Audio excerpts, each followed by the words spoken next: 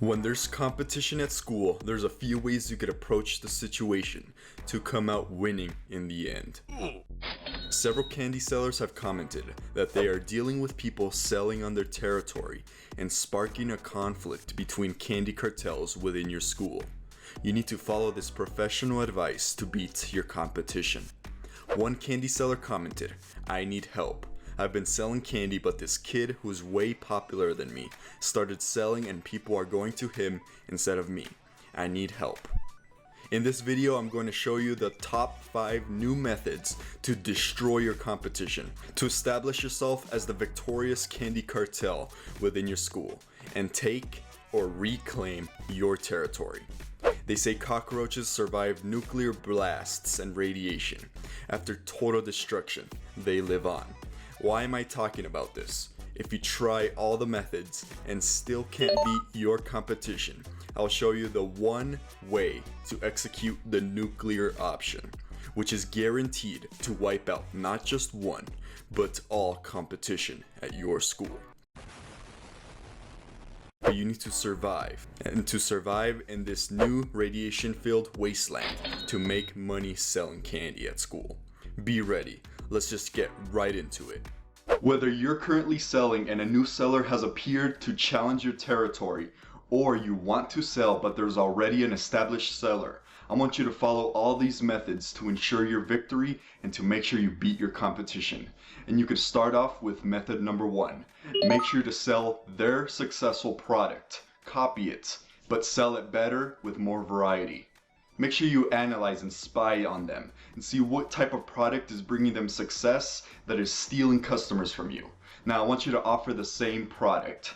Not only will you be offering the product that is successful, you'll also be offering more variety and side options people could buy alongside that popular product. This is business. It doesn't matter if they say you're copying. The customers want food and they've proven that they want that specific item. Make sure you manage your reputation better. Make yourself the professional seller with an established brand. Create some marketing material that you can post on your social medias.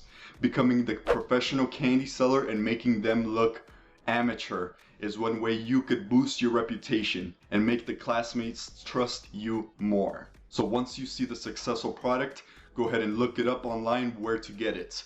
Get it and start selling it. Now if it's chips that is bringing them the most customers, go ahead and sell that brand of chips, but also sell drinks, chocolates, and candy alongside that. And if you use the next tips, you could also combine them to create specials to really drive customers to your store and not to theirs. One way to recover from lost sales due to a competitor is to use the second method, is to go out and search uncharted territory. Now think about it. You're not only in school and in classrooms. If you take the bus, you also have a route where you have access to students where competitors might not have access to as well. Think about it. Do you have gym class where you have access to a customer base where they don't have access to? These small but very important places that you could capture customers that your competitor can't really gives you that competitive advantage over them and evens out the playing field where you could capture more customers and get your revenue back. Think about your daily schedule at school where you could capture more customers where you will be unbothered. Find new territory and take it from them. Maybe they're competing in the lunchroom where all students are together, and this is a place of great competition.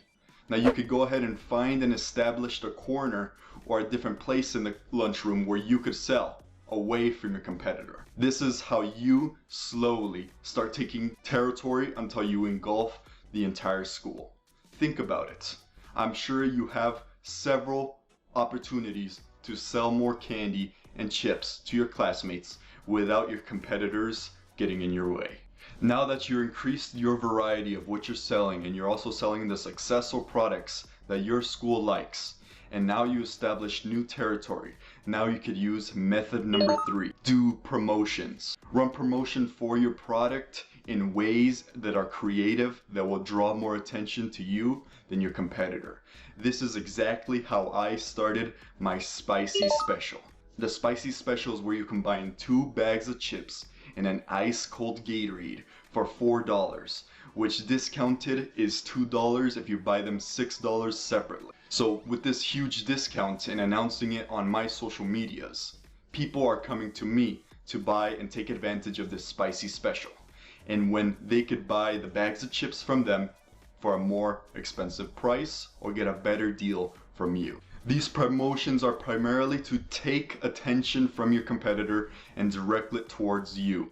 The more attention you could generate using these promotions and marketing material, the more you could get eyeballs onto you and away from your competitor.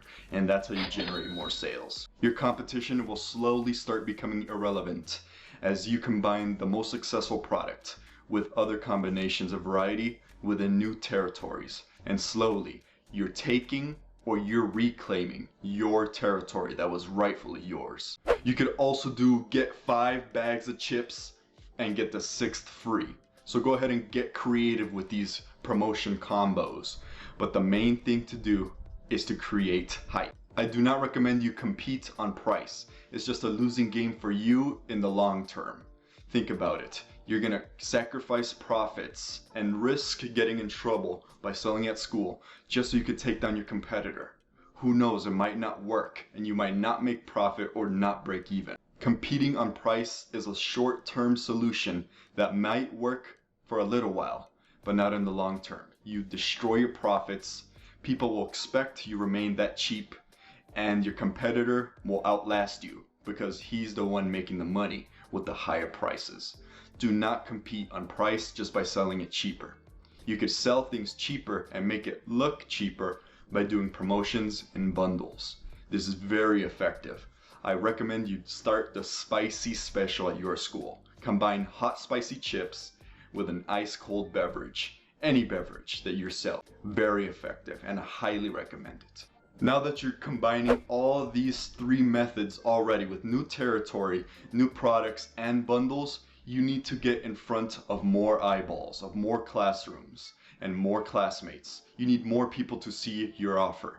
Now go ahead and use method number 4, employ more people. Go ahead and ask a friend to start selling for you and to sell in his uncharted territories which is not affected by your competition.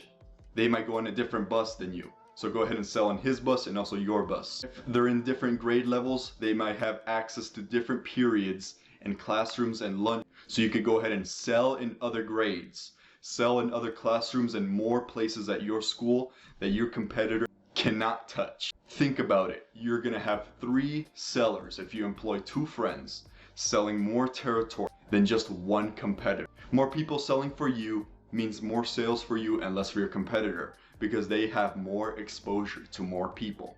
And this just really increases revenue, which allows you to earn more money and to really just upgrade your campaigns, really scale your products, and use more people to advertise your products. In combination with combos, promotions, and finding those secret areas where you could sell, this really becomes a powerful combination of tactics where you could really slowly take the territory from your competitor. As you could sell at such a big scale that your competitor cannot keep up. You're stealing all his customers and all his money. He's gonna go out of business very soon if he has any left because you got to his customers first. And he can't expand because 1, he physically can't go to different grades or classrooms or lunches, or 2, he already sold to those customers because you found them earlier on the bus or in a classroom. Using these methods is usually effective enough to slowly become the top candy cartel at your school. But for some reason, this is not working out for you. There's one option I remember using that completely destroyed the competition and created a new environment where I could come out victorious. But you gotta be careful. You must execute this option carefully. I will tell you the secret nuclear option. Now I need you to be very careful and you need to be an experienced candy seller to execute this properly. So listen closely. You're gonna select one day that you're gonna launch the new. So it's a normal candy selling day. Your competitors are currently selling at school. For this one day, you will cease operations. You will not bring any supplies for that school and you'll be telling your regular customers, I am not selling today. So you are temporarily taking a break. What you're gonna do is find the perfect moment where they're clearly selling, and you're gonna go ahead and find an administrator and snitch on the competition. This is the nuclear option, because what happens when it explodes? It destroys everything. So you need to be very careful when using this option. What needs to happen next is they need to get caught and in trouble, and they need to get their stock confiscated. So for the rest of the day, you need to be careful and laying low, because they might counter snitch you if they suspect that you were the one snitching. But why didn't you bring product? Because if they question or ask you, you're gonna say, I don't have any product with me, I'm not selling, which is technically the truth. I do not recommend you lie. Just tell the truth. You are not selling. I am not selling. I don't have any product on me. They are the one that's selling, not me. So now you covered your bases. You are not selling, so there's no evidence for you to get in trouble, but they get in trouble. What you need to do in the following days is slowly come back. Think about it. The bomb just went off and destroyed all competition. But now the wasteland is here with radiation. It's very dangerous for you just to come back like nothing has happened and start selling. Your competitor, the teachers, and the normal administrators are now all the active enemy, watching you to try to get you in trouble. So you need to sell in your territories that you established using method number 2 to only sell in exclusive areas. Bring less supply and bring it in a backpack or somewhere where you will not get caught, or pack a lunch and bring a little bit of supply for only your most loyal customers. You need to slowly come back and adapt to this new environment, just like a cockroach. Think about it. They're the ones that survive in this new nuclear wasteland. That's what I'd prefer to be. One that survives, making all the money, even though a little bit less, but at least the competitor is making 0. So make sure you execute this very carefully and cover all your bases by not selling candy. You can even not sell for several days before you enact your plan and find the perfect moment. Now you can only start selling slowly and laying low. And once time passed, you can now come back in this new environment and establish yourself as a top seller, even if they try to come back as well. Now you have that advantage and you moved first on that territory, and now it's yours. These are the secret methods I used to destroy my competition. You need to use these and you'll be the top candy cartel at your school. Never forget that. Make sure you subscribe right now so you could get your free pack of candy so you could start your candy cartel. And make sure you never forget, I always got what you need. I'll see you at the top.